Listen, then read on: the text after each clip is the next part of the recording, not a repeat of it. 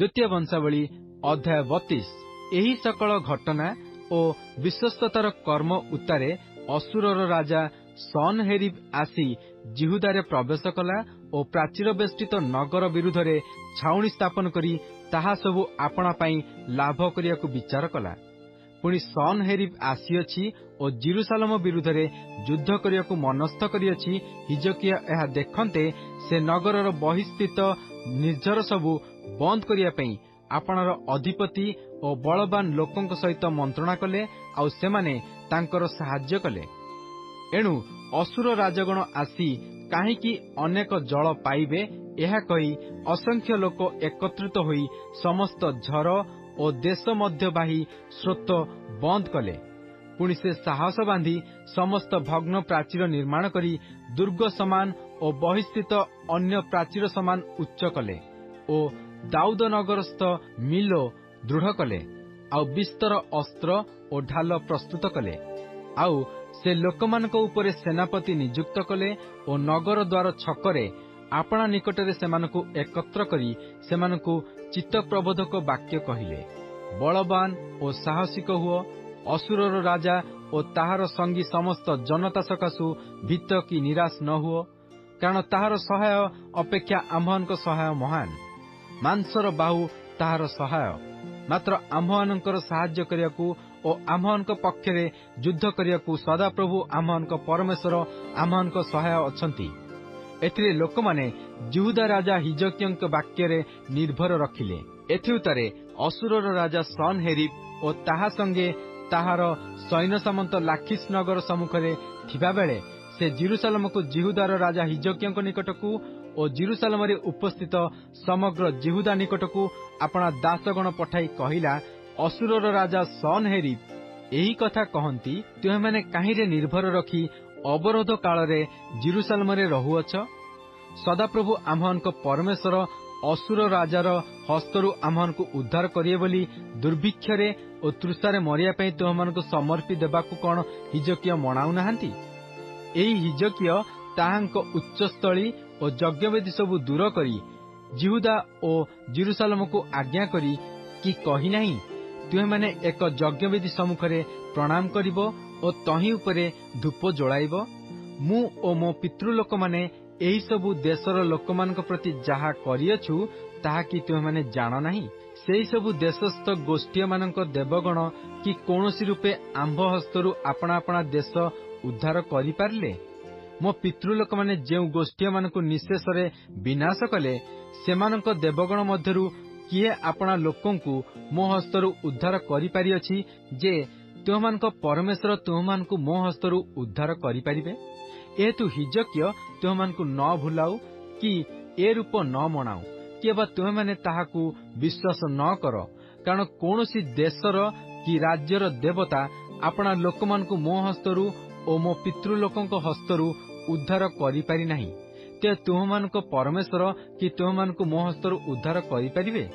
ପୁଣି ତାହାର ଦାସମାନେ ସଦାପ୍ରଭୁ ପରମେଶ୍ୱରଙ୍କ ବିରୁଦ୍ଧରେ ଓ ତାହାଙ୍କ ଦାସ ହିଜକିୟଙ୍କ ବିରୁଦ୍ଧରେ ଆହୁରି ଅନେକ କଥା କହିଲେ ମଧ୍ୟ ସେ ସଦାପ୍ରଭୁ ଇସ୍ରାଏଲର ପରମେଶ୍ୱରଙ୍କର ନିନ୍ଦା କରିବାକୁ ଓ ତାହାଙ୍କ ବିରୁଦ୍ଧରେ କଥା କହିବାକୁ ଏହିପରି ପତ୍ରମାନ ଲେଖିଲା, ଯଥା ନାନା ଦେଶୀୟ ଲୋକମାନଙ୍କ ଦେବଗଣ ଯେପରି ଆପଣା ଲୋକମାନଙ୍କୁ ମୋ ହସ୍ତରୁ ଉଦ୍ଧାର କରିନାହାନ୍ତି, ସେପରି ହିଜକିୟର ପରମେଶ୍ୱର ଆପଣା ଲୋକମାନଙ୍କୁ ମୋ ହସ୍ତରୁ ଉଦ୍ଧାର କରିବେ ନାହିଁ। ଆଉ ଜିରୁସାଲମର ଯେଉଁ ଲୋକମାନେ ପ୍ରାଚୀର ଉପରେ ଥିଲେ, ସେମାନଙ୍କୁ ଭୟାର୍ତ୍ତ ଓ ବ୍ୟାକୁଳ କରି ନଗର ହସ୍ତଗତ କରିବା ପାଇଁ ସେମାନେ ଜିହୁଦୀ ଭାଷାରେ ଉଚ୍ଚୈଃସ୍ୱରରେ ଡାକି କହିଲେ, ଆଉ ପୃଥିବୀସ୍ଥ ନାନା ଗୋଷ୍ଠୀମାନଙ୍କର ମନୁଷ୍ୟ ହସ୍ତକୃତ ଦେବଗଣ ବିରୁଦ୍ଧରେ କଥା କହିବା ତୁଲ୍ୟ ସେମାନେ ଜିରୁସାଲମର ପରମେଶ୍ୱରଙ୍କ ବିରୁଦ୍ଧରେ କଥା କହିଲେ। ଏଥିରେ ହିଜକିୟ ରାଜା ଓ ଆମୋସର ପୁତ୍ର ଜିସାୟ ଏ ସକାଶୁ ପ୍ରାର୍ଥନା କରି ସ୍ୱର୍ଗ ଆଡ଼େ ଡାକ ପକାଇଲେ। ତହିଁରେ ସଦାପ୍ରଭୁ ଏକ ଦୂତ ପ୍ରେରଣ କରି ଅସୁର ରାଜାର ଛାଉଣି ମଧ୍ୟରେ ମହାବିକ୍ରମଶାଳୀ ଲୋକ ସମସ୍ତଙ୍କୁ ଆଉ ପ୍ରଧାନ ଓ ସେନାପତିମାନଙ୍କୁ ଉଚ୍ଛିନ୍ନ କଲେ। ତହିଁରେ ସେ ଲଜ୍ଜିତ ମୁଖ ହୋଇ ଆପଣା ଦେଶକୁ ଫେରିଗଲା। ତହିଁ ଉତ୍ତାରେ ସେ ଆପଣା ଦେବ ମନ୍ଦିରକୁ ଆସନ୍ତେ ତାହାର କେତେକ ଔରସଜାତ ସେଠାରେ ତାହାକୁ ଖଡ୍ଗରେ ବଧ କଲେ। ଏହି ରୂପେ ସଦାପ୍ରଭୁ ହିଜକିୟଙ୍କୁ ଓ ଜିରୁସାଲମ ନିବାସୀମାନଙ୍କୁ ଅସୁରର ରାଜା ସନ୍‌ହେରିବ୍ ହସ୍ତରୁ ଓ ଅନ୍ୟ ସମସ୍ତଙ୍କ ହସ୍ତରୁ ଉଦ୍ଧାର କଲେ। ପୁଣି ଚତୁର୍ଦିଗରୁ ସେମାନଙ୍କୁ ପଥ ଦେଖାଇଲେ। ତହିଁରେ ଅନେକେ ଜିରୁସାଲମକୁ ସଦାପ୍ରଭୁଙ୍କ ଉଦ୍ଦେଶ୍ୟରେ ଉପହାର ଆଣିଲେ ଓ ଜିହୁଦାର ରାଜା ହିଜକିୟଙ୍କ ନିକଟକୁ ବହୁମୂଲ୍ୟ ପଦାର୍ଥ ଆଣିଲେ। ତେଣୁ ସେ ସେହି ସମୟଠାରୁ ସମଗ୍ର ଗୋଷ୍ଠୀର ଦୃଷ୍ଟିରେ ଉନ୍ନତ ହେଲେ। ସେହି ସମୟରେ ହିଜକିୟଙ୍କ ସାଂଘାତିକ ପୀଡ଼ା ହୋଇଥିଲା। ପୁଣି ସେ ସଦାପ୍ରଭୁଙ୍କ ନିକଟରେ ପ୍ରାର୍ଥନା କରନ୍ତେ ସେ ତାଙ୍କୁ ଉତ୍ତର ଓ ଏକ ଚିହ୍ନ ଦେଲେ। ମାତ୍ର ହିଜକିୟ ଆପଣା ପ୍ରତି କୃତ ମଙ୍ଗଳ ଅନୁସାରେ ପ୍ରତିଦାନ କଲେ ନାହିଁ, କାରଣ ତାଙ୍କର ଅନ୍ତଃକରଣ ଗର୍ବିତ ହେଲା। ଏହେତୁ ତାଙ୍କ ଉପରେ ପୁଣି ଜିହୁଦା ଓ ଜିରୁସାଲମ ଉପରେ କୋପ ଉପସ୍ଥିତ ହେଲା। ତଥାପି ଆପଣା ଅନ୍ତଃକରଣର ଗର୍ବ ସକାଶୁ ହିଜକିୟ ଓ ଜିରୁସାଲମ ନିବାସୀମାନେ ଆପଣାମାନଙ୍କୁ ନମ୍ର କଲେ। ତେଣୁ ହିଜକିୟଙ୍କର ସମୟରେ ସେମାନଙ୍କ ଉପରେ ସଦାପ୍ରଭୁଙ୍କ କୋପ ଉପସ୍ଥିତ ହେଲା ନାହିଁ। ଆଉ ହିଜକିୟଙ୍କର ଅତି ପ୍ରଚୁର ସମ୍ପଦ ଓ ସମ୍ଭ୍ରମ ଥିଲା। ପୁଣି ସେ ରୂପା ଓ ସୁନା ଓ ବହୁମୂଲ୍ୟ ପ୍ରସ୍ତର ଓ ସୁଗନ୍ଧି ଦ୍ରବ୍ୟ ଓ ଢାଲ ଓ ସର୍ବପ୍ରକାର ମନୋହର ପାତ୍ର ନିମନ୍ତେ ଭଣ୍ଡାର ପ୍ରସ୍ତୁତ କଲେ। ମଧ୍ୟ ଉତ୍ପନ୍ନ ଶସ୍ୟ ଓ ଦ୍ରାକ୍ଷାରସ ଓ ତୈଳ ନିମନ୍ତେ ଭଣ୍ଡାର, ପୁଣି ସର୍ବପ୍ରକାର ପଶୁ ନିମନ୍ତେ ଶାଳା ଓ ମେଷପଲ ନିମନ୍ତେ ଖୁଆଡ଼ ପ୍ରସ୍ତୁତ କଲେ।